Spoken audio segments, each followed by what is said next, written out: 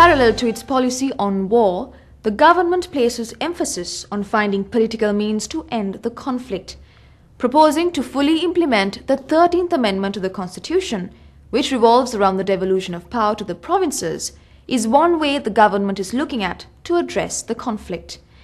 In our next report, we take a critical look as to whether the proposed implementation is adequate to solve the country's problems. On the 21st and 22nd of November 2008, the Sri Lanka Foundation Institute was the venue for a two-day national seminar on the 13th Amendment.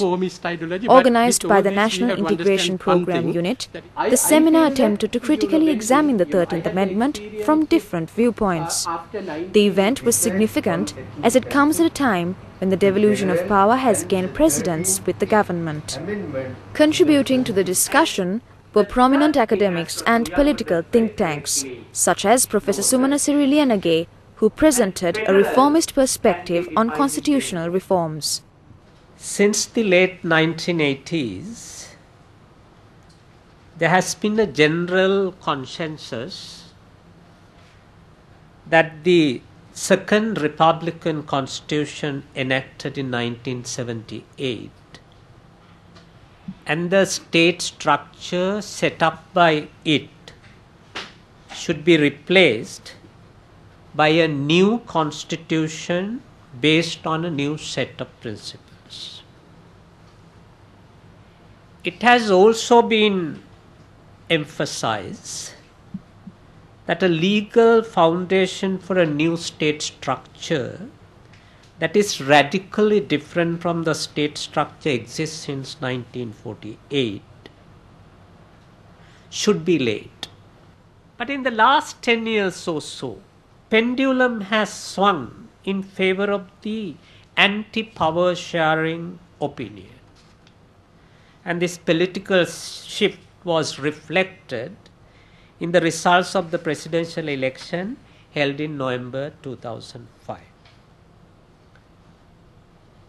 As far as constitutional changes are concerned, the negotiation space appears to be shrunk in the last 3 years. Nevertheless, as Edrisinghe notes, I quote, constitutional reform is destined to remain at the forefront of Sri Lankan politics for several years to come. Professor Gamini Keeravalla spoke on the origins of the 13th Amendment and its political context.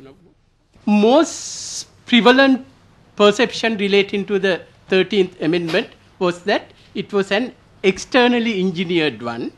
Other element of this ideological volley is the creation of a phobia that political space created by the provincial councils can and will be manipulated by subnational groups for their secessionist goals. They allege India hatched long-term plans to balkanize Sri Lanka, and the Indian cohesive diplomacy in 1987 in planting provincial council system in Sri Lanka was the first step in that direction. When we trace the chain of dramatic events soon before the 13th Amendment, it is clear that immediate compulsion for President Jayawardena to make a breakthrough to have 13th Amendment was the Indian pressure. And we call it Paribu diplomacy. The main concern of the minority communities in relation to the 13th Amendment was that the proposed devolution of powers wasn't substantial and therefore it cannot effectively address the grievances and aspirations of the people.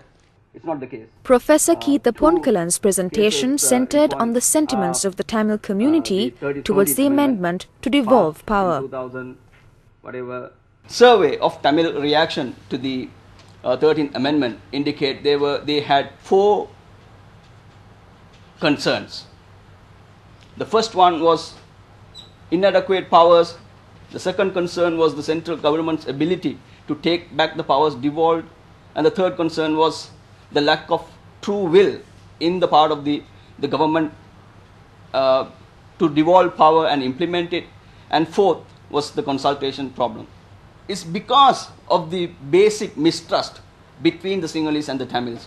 The Tamils always believe that they should have a sustainable and a system of devolution, because Tamils always point out that the Sinhalese could not trust on any agreement, because whatever is signed could be withdrawn. The provincial council elections in the Eastern Province was conducted on the 10th of May 2008, following a lapse of 20 years based on the recommendations made by the experts panels of the APRC. People in the East cast their ballot with hope that a satisfactory devolution of power would be granted for the administration of their province. However, this doesn't seem to have happened according to Mr. Amiruddin, a member of the Eastern Provincial Council. Council has been established after 20 years to meet the aspiration of the people who has been suffering for more than 2 decades. And again, he has to satisfy the central government. He has to satisfy the central government. If they are not doing the job by the instruction given by the minister or ministry, then again they are in the dilemma now. They don't know what to do. They don't know how they can resolve this whole kind of problem. That is there now. So that is also a problem now. So it means they are getting the double orders. What it means? They are getting the double order. So the aspiration of the affected people is still being denied. What we are exercising is there, whatever thing is happening there, the people, whatever decision we are making, the cabinet making, is going to the governor's office, not for the information. So normally what we are, whenever you are writing the things, you have to put the note under the knee saying that, for information please. What is happening over there, they are sending to the governor's office for your consent please. Since its introduction to Sri Lankan constitution through the Indo-Lanka Accord 20 years ago, attempts by successive governments to fully implement the 13th Amendment have been largely unsuccessful. The driving force behind the opposition it faced was the belief that it would lead to the separation of the country.